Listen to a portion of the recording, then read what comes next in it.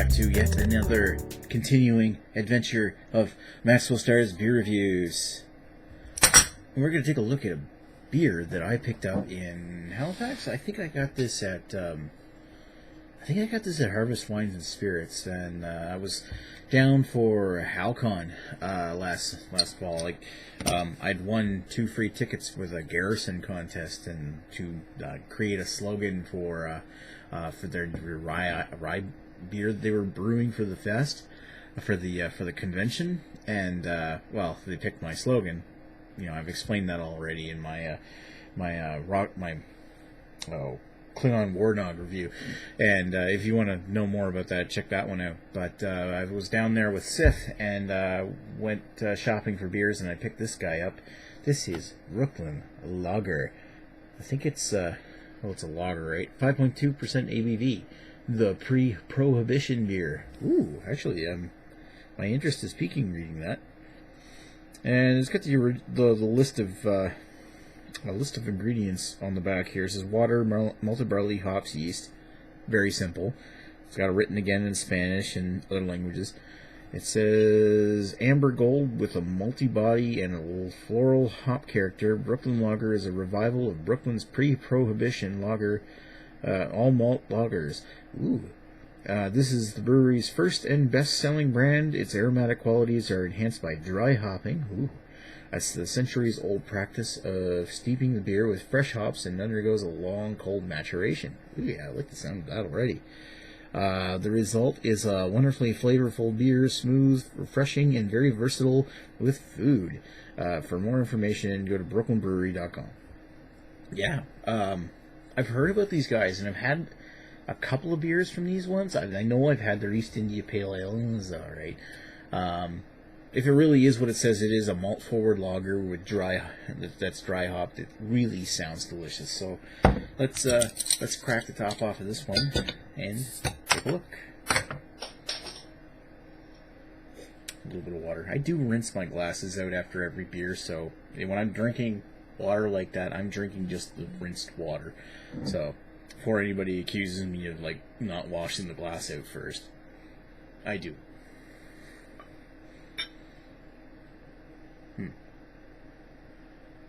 Huh. Or that a little more aggressively, see if I can get it in your head. A little bit, maybe. I would have expected more from a craft lager. It is a little hazy. Give me a second here while I nerd out with my camera.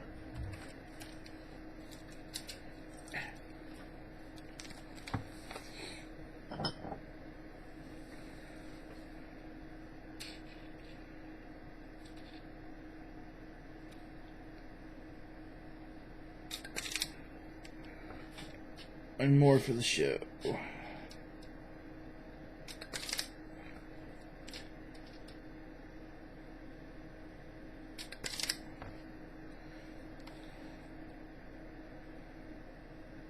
That'll work fine.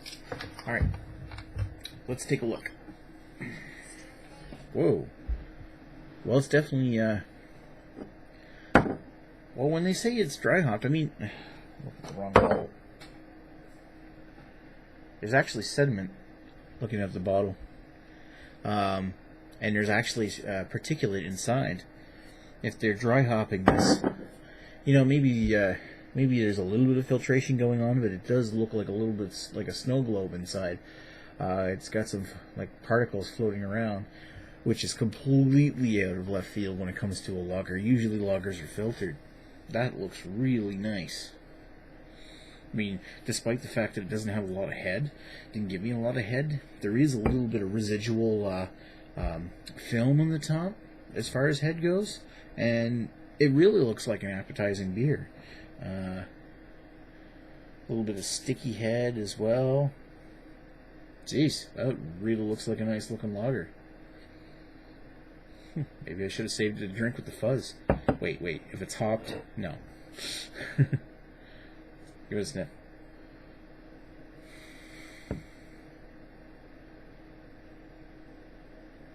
Touch biscuity. Mostly malt forward smell.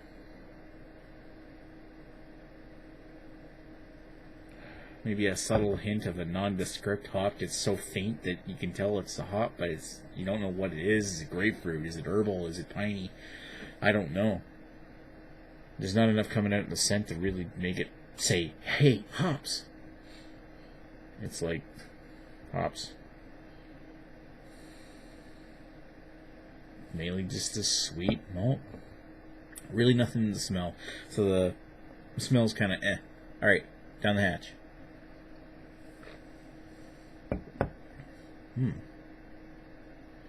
Yeah, interesting.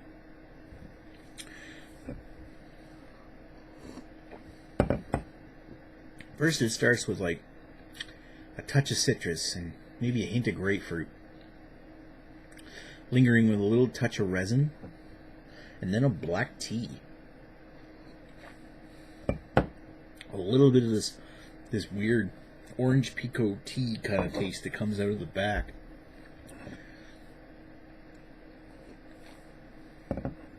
And it's not super sweet.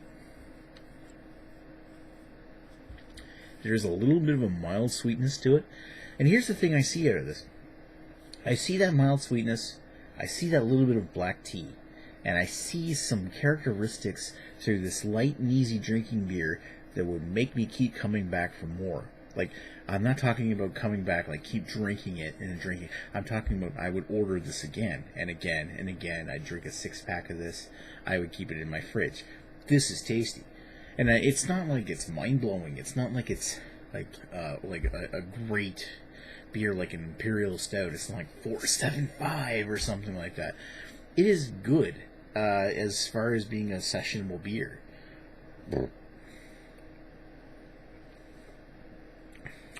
It's satisfying, and it's something I would want to keep drinking. Because you're sitting there thinking, like, you take a sip of it, and you get that little wave of nondescript hops coming up across the top, and you get that little faint touch of tea, and you get that faint touch of biscuit, caramel, a little mildly sweet, and it's just one of those things this is a kind of beer that would quench your thirst, and have some like tasty flavors that would want to make you keep drinking this beer time and time again. And I'd say if I had this available, if I were stuck on a desert island and I had one lager, not an ale, I usually prefer ales. If I had one lager to pick from, that would be a great lager. That is a tasty lager. Considering that's just a plain lager. I mean, if I were to guess any kind of style, I would say it's probably Vienna lager. I didn't look it up beforehand. I'm guessing Vienna lager because that's what Sam Adams is, right? Sam Adams Boston lager. And if they're trying to make a comparable style for that, that's tasty. I would give that a 4 out of 5. I mean, I've given much worse lagers probably that kind of score. I mean, it's not like mind-blowing or anything, but it was still worthy of an 8 out of 10. It's 80%, you know, it's really worth a 4 out of 5 to me. I would drink that again. I'm glad I tried that. That was really good. Anyway, thanks for watching Maxwell Starr's review of Brooklyn Lager. Tasty. Give it a shot if you can get it. And if you want to try it, if you pretty much stick to lagers and you want to try something new, it's good. It might not be quite what you're used to if you're used to drinking Budweiser, but if you are used to drinking ales or are a craft beer fan, it's definitely a good beer to try. When it comes to the style of lager, that is certainly acceptable. Anyway, thanks for watching Maxwell Starr's beer review. We'll talk to you folks later. Cheers.